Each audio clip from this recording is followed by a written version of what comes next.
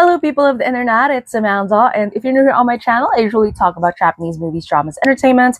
Sometimes I tap into other Asian pop culture topics as well. And for today's video, we're here to talk about one of my favorite things to discuss here on my channel, which is Number I. I will be talking about their second full studio album, Number 2.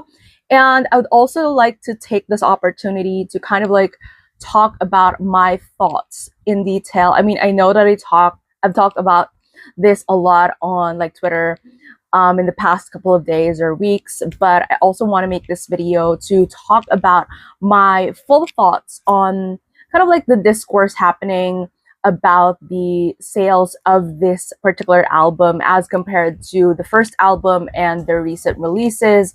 And I want to kind of like share my 2 cents when it comes to kind of like just from a fan perspective as well as like a business perspective in a sense, and also just have some fun, you know, kind of like just looking at the actual physical album as we usually do here. Now, I have talked about my impressions for each track in a separate video, and I've also made a quick unboxing video as soon as I released this package yesterday. You can see it in my shorts. But yeah, like in just full tradition of how we usually do these things whenever Number I has releases, I want to make this kind of like full talk through video as well. So if you're into that entire discussion, then please keep on watching. So let's start off with this is probably like the most excited I've been for like a bonus in their CDs like at all, or their kind of like physical releases. I was so excited. I was so excited about Nodo Chinkokun, and I don't know, I just absolutely adore this. Like, I find this to be really super cute, and I'm just so obsessed with it. And I was really like freaking out and happy when I found out that this was gonna be the bonus for this album. I know that they've been kind of like doing stickers for the past couple of releases with like the Blu-rays and the singles, and I actually have like the sticker for, I forgot which release that was, like a couple of releases, and then the God Eye one is actually at the back of my phone. So I've been loving the stickers. They've also added like a sticker album in one of the concert Blu-ray releases previously. But I don't know, like when they announced this one, I was just really psyched about it. I mean, stickers are really cute, but so is this. And it's really aligned with kind of like the recent boom of just having bag charms or like key charms everywhere. I know it's not something that is exactly new, but because of kind of like the Y2K trends resurging and just a general thing with like brands releasing their own type of like bag charms or whatever, this was such a great like trendy move in my opinion, and I don't know, I just absolutely love it. It is soft and squishy, but not too squishy to the point that you can use it as kind of like a stress ball or something like that. It is a bit stiffer than that, but it has that kind of like squishiness to it. And of course, like you dangle it, because again, it is meant to resemble the uvula, which is featured in their未確認領域music video. So it is meant to be upside down. And I like that that little detail is eye, which also, like, if you just look at it normally, it kind of like looks like the shine, but it also is an eye for eyelids for Number I. So yeah, really, really cute. And I love that if I pair it up with any of my Number I figures, it pretty much looks like the uvula or Nodo Chinkokun is just being such a huge fan of the figures. So it's so cute. And also there's a Number I logo at the back for the branding.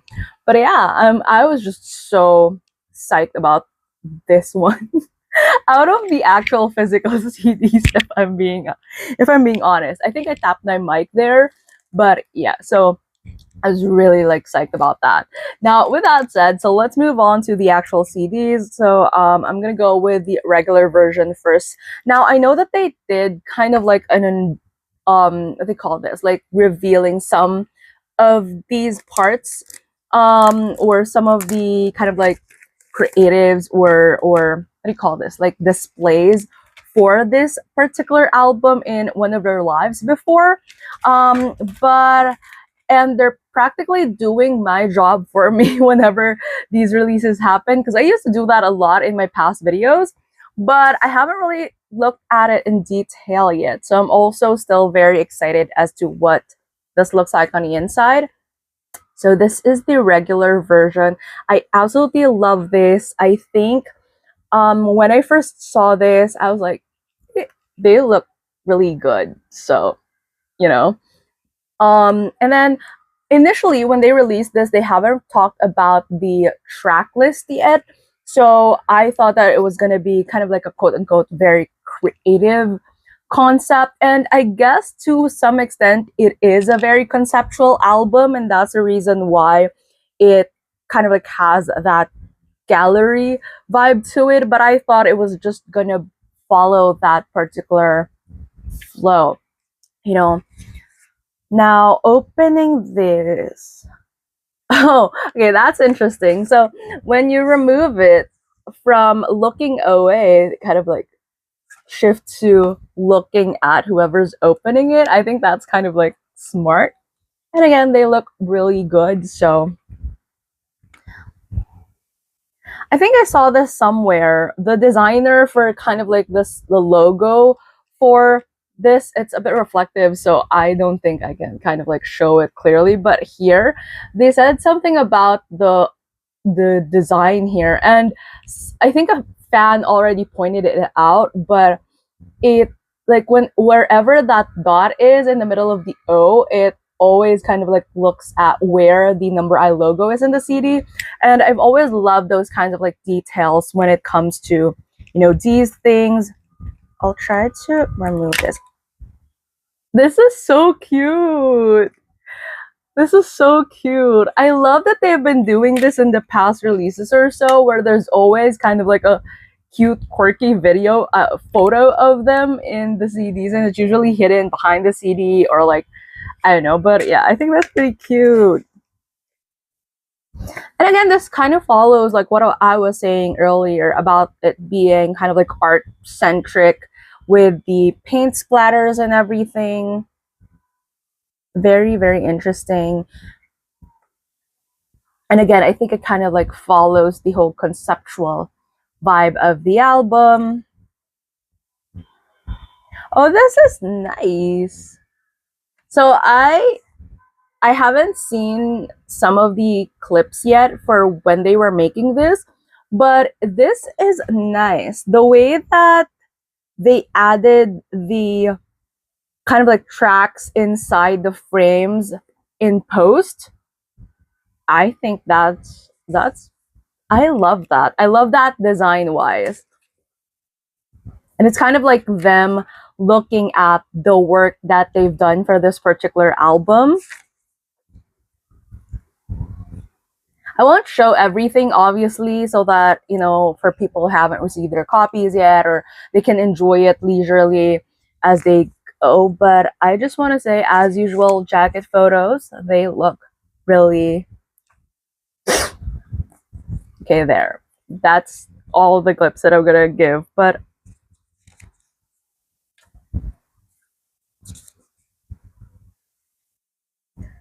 Okay. Now, what's interesting about this album is, again, it may be, and they've talked about this extensively, it might be something that is quote unquote new when it comes to Japanese audiences or Japanese listeners, because not a lot of like Japanese artists do this, where there are kind of like skits or intermission stuff in between tracks. But again, as someone who's been listening to like Western music a lot, or even just other like other artists from other countries, this has been a long time concept for a lot of like artists in general. And Number I has acknowledged that they took inspiration from those types of works before for this, for adding those kind of like mini skits in their releases.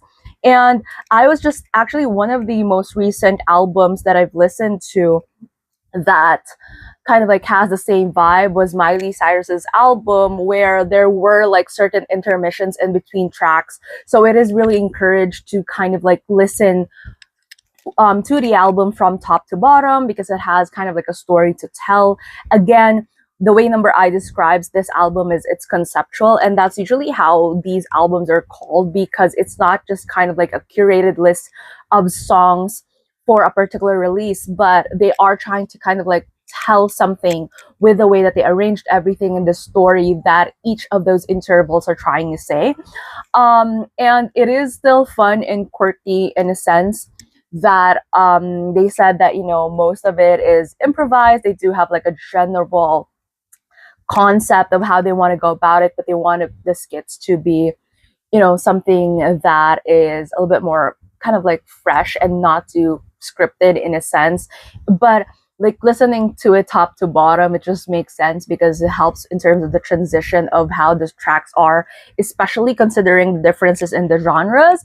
So yeah, and personally for me, I enjoyed it, but I know that there's a lot of like discussion around that as well, and I'll dig deeper into that like after we wrap up with like the other versions for this. But anyways, moving on to, I think this is version A, or limited edition version A. So for this one, yeah, so this one again, it follows that kind of like vibe. Now I know that as compared to the first album, which you can see one of it there, first album at the back of my videos, and then the other one, which is the console one, which I find really interesting. This is definitely a lot simpler than that, and I think it's because with the first album they really wanted it to be like that commemorative album for them, whereas for this one it has like a different story to tell, and I don't see that as either good or bad. I think I've talked about this in my number one album video before, that I hope they don't do the number one, number two like naming convention for their albums, because I thought like for me at that time it was something that I consider as, you know, lazy, or they could have been more creative about it. But looking at in terms of their approach as to how they do these things, I kind of like can forgive it. Again, I still hope for them to be more creative in terms of the naming conventions for their albums moving forward. But if ever they do pursue, you know, going at it with, you know, numbering with a 0 and then number 1 and then number 2 for this one, and then maybe album 3 will be number 3.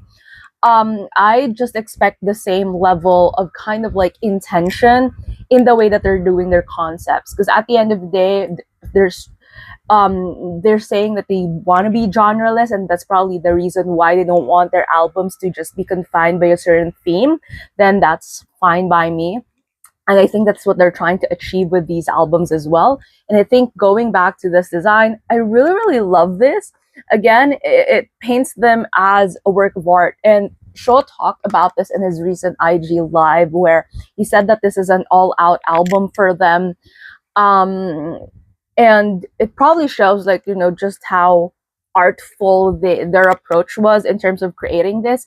Again, it's a conceptual album for them, and they kind of like poured some kind of like, you know, it was unconventional to push out something where there's usually these intervals in between tracks only last like a couple of seconds or so, but they have full on skits happening, with In Flight being, I think, 3 minutes and 42 seconds long. So there's that. Now opening this so here's the photo book and the lyric book for this,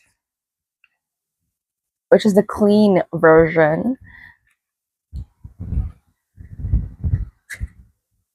Again, I have not much to say about their photos because, what can I say, they are pretty people. So I like the artsy. Again, I personally love museums. So I love this concept when it comes to like the album art.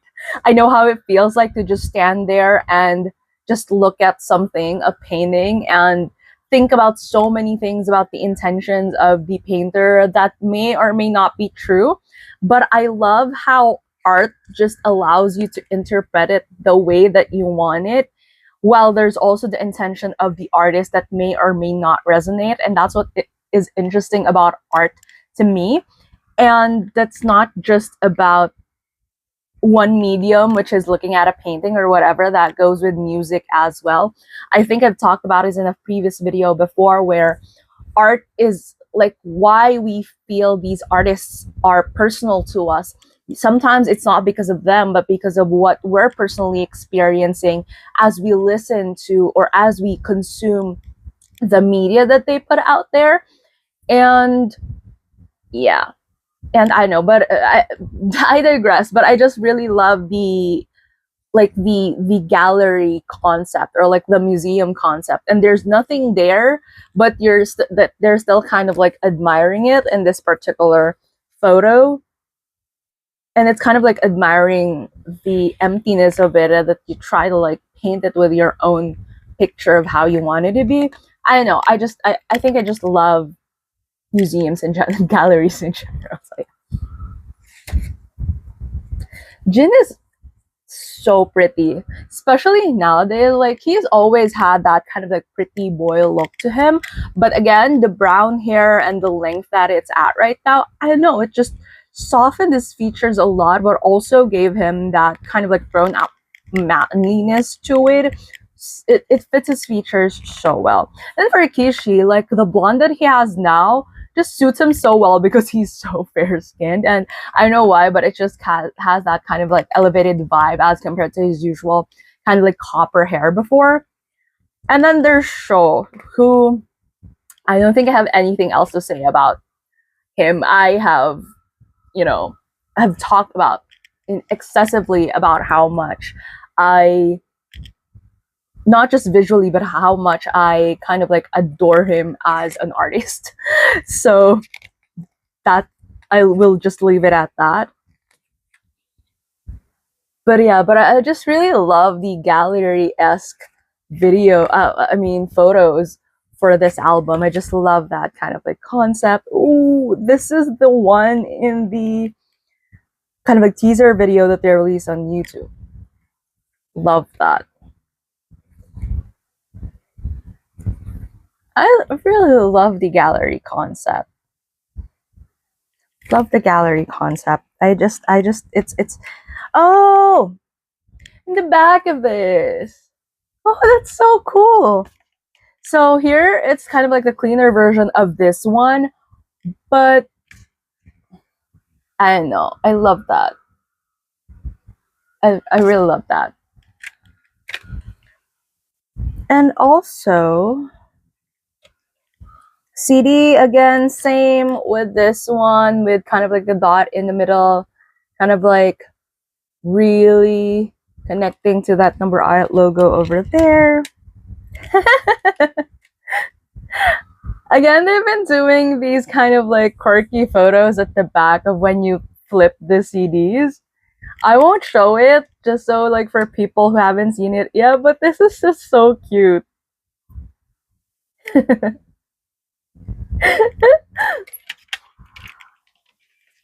Okay. So we're on to the last one. This is another long ass video, and I feel like every time I do these number I videos, it's always this long, so I'm so sorry, but it is what it is. Here's the last one.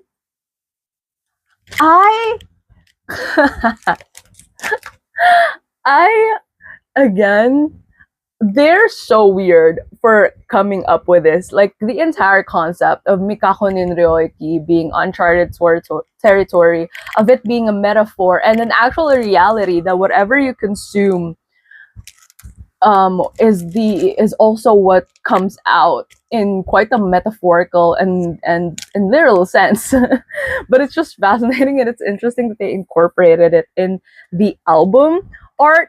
This reminds me a lot of like hip-hop, R&B albums, and even rock albums from, again, the 70s, 80s, 90s, and 2000s, which to me feels like the inspiration or the influence for most of their music preferences and why their kind of like production style is the way that it is.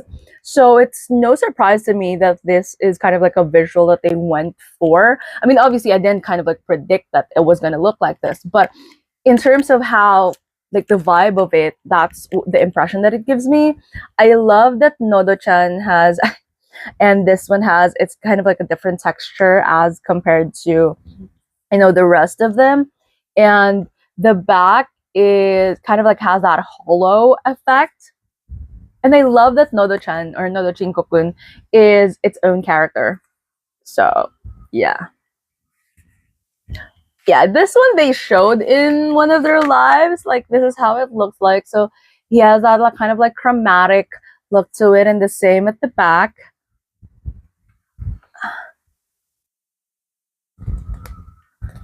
It's so cute. So this is kind of like the Makakunin Ryoiki shoot version. Can I just say, Shaw's ring right here. Can you see that? I also have like a similar ring, which I find so funny. I mean, his is a lot more, like, there's a lot more like jewels encrusted in that. But yeah, I just find it funny that the silhouette is kind of like similar. But anyways, yeah, this is so cute. I really like their costume in this one. Again, it's one of those few instances where they all have kind of like a style uniform happening, but at the same time there's still variety in terms of, you know, textures of like their trousers or whatever, and it still kind of like reflects their quote-unquote style. So with Sho, it's a bit more utilitarian. Jin has that kind of like more shiny flair to it, and Kishi with kind of like the cropped jeans, denim, shorts thing, jorts, as how I think the kids call it now. But yeah, it just seems like a very fun look that they're pulling out here. So cute.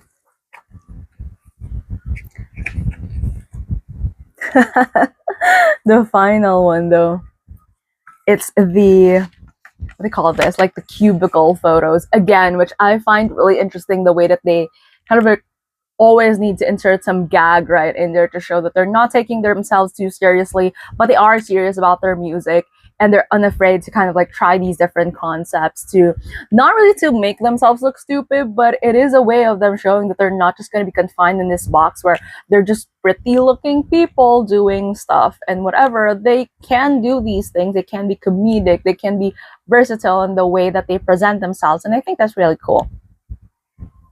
And this is the actual CD. So again, follows the same suit as the others. This with the dot connecting to there. And again, the photo at the back of the album is just so cute. They're so cute. Probably like out of all, like in all of their releases, the back, like the photos at the back of the CDs, my absolute favorites. Like, to me, always 10 out of 10, the photos that they put there. So now that we've gotten that out of the way, and I know that this video was already really long, I just want to dedicate like a couple of minutes to discuss like thoughts about, you know, the numbers and all that. So the reason why it became an issue when it comes to their sales is because in the first 3 days or so, they were at an average of 285,000 copies. And that is with the first time that they are releasing it physically in store in select Tower Records outlets.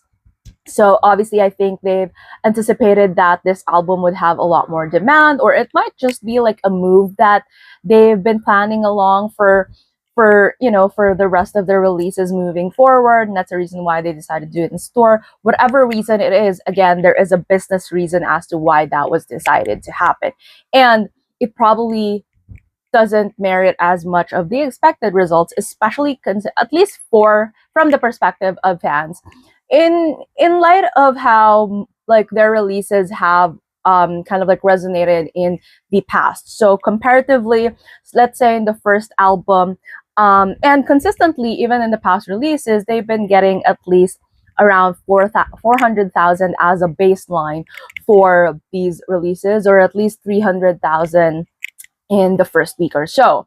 So being able to fall short a little bit more than that, and comparatively, again, almost 100,000 copies, there's a lot of like conversation that was happening there. And one of the things that I've seen in the communities, or what is being talked about, is number one, fans are just kind of like tired of them doing, you know, these experimental tracks, and they kind of like have forgotten whatever it is that they say that some fans want. And there also a lot of discussion in terms of how they marketed this one as compared to how they marketed the first album and the first couple of releases, and other stuff. And even for the downloads, for example, most of the average, at least for the first couple of days, is around 20,000 or whatever. But now the first couple of days in terms of numbers is around 16,000 cumulatively as downloads in streams. So yes, I do agree that numbers wise and in business, numbers do matter. And again, using their record as a baseline, there is a significant shift in terms of the numbers as compared to the previous ones, and that is a fact. I think overall, in the general picture, the numbers in itself is not bad, especially compared to like when we look at the charts, the numbers of their copies sold versus, again, like other artists who are below the 6-digit mark, even the 100,000 mark. So that in itself is an achievement. And also at the same time, in an era where streams are available and physical copies tend to be a little bit more outdated, but it also depends on who the artist is, or the type of following that they have, or demographically, like how that is, and even geographically, like what is the cultural vibe around physical albums in general. So just looking at those figures alone, 285k copies in the first 3 days, not that bad. They kind of like ended their first week with 298 plus, so almost just 1,500 copies short of 300,000, which again, just generally comparatively, within the space that it's playing around in this release time, those are not bad figures. It's just bad in a sense of looking at their previous numbers. So again, previous numbers 400k, around that figure, and then now it's kind of like declined to at least 100,000 copies, and in consideration of them all also releasing this physically in store, whereas before it's like exclusive to only to be store. So there is like, the more that they made it more accessible, then the sales are lower. So I understand kind of like the overall sentiment around that, and I do agree that it is frustrating to some point. However, the idea that an artist has to bend to whatever quote unquote demand is kind of like the frustrating side of this entire conversation for me, because I understand if it didn't just resonate in a sense, but people kind of like using it as an excuse, kind of like an I told you so narrative, to say that they should change their direction, or they should kind of like pivot, or they should go for like a more mainstream sound, or whatever excuse there is. It is kind of like frustrating because, again, looking at their interviews, I was listening to their Number I radio recently. I've watched their Prime Video documentary. They are very much aware of the position that they're in. They have said that it's so easy for them to create music that, you know, like a couple of bars here and there, they can be calculative about it, and in releasing the type of song that would probably kind of like easily hype up these numbers, but they choose to be different, to be experimental. And so knowing that they have this level of intention and choice, and then the numbers are the way that they are, I don't think it's an I told you so moment. It's just that people who are supporting them for, say, certain reasons outside of their music, I feel like are still stuck with that idea of they can confine them in a certain image that they have in their mind, and that they're kind of like just tolerating the music and the hard work that these three people, at least, and even the team that was behind them. And now that it's not working to their favor, aka the fans or so-called fans, then they're kind of like neglect. I mean, I get it if it's just more of like a preference issue, because again, we all have like different tastes and so on. But if you're using this as a way to kind of like quote unquote punish these people for their hard work, I feel like that's a wrong narrative to tell. And it's just so frustrating to see a lot of people kind of like going that route of saying that, you know, we're not supporting them unless they start releasing music that we want. When in fact, like if you look at their entire discography, there's a lot of like diverse sounds in there. And yes, I do agree that I miss some of the vibe, the music that they had back when they were in a different group. But I think they're very open about the intention that they're not that group anymore. That's the reason why they formed a new one, because they have their own identity now, and this is what they want to be as artists. And if people are so hung up on their past identity, then maybe it's time for those people to move on. And maybe these figures are reflective of those people moving on from that and realizing that this probably isn't for you anymore, and you're just forcing your ideals into this group thinking that they owe you. But then it was your choice to support them, to buy their music. They're not kind of like shoving it down your throat and saying, buy this or else. And we don't own these people. They have their own creative sense, creative freedom, as much as you have your freedom in terms of purchasing power. And yes, numbers do speak for themselves when it comes to figures and all that. But at the same time, you know, there are also people who enjoy this type of music nowadays and to appreciate it, and it's better to have that circle and work through that number rather than them producing something they're proud of only to realize that people only kind of like tolerate it. Like, it's so frustrating to have something that you put out there with your heart and soul, and people would just go ahead and say that, you know, we're just tolerating what you're putting out here, because that means that you're not resonating to them. And it's easier to have not really that low numbers, but a lower number than usual, but people actually kind of like appreciate what you put out there coming from a creative perspective.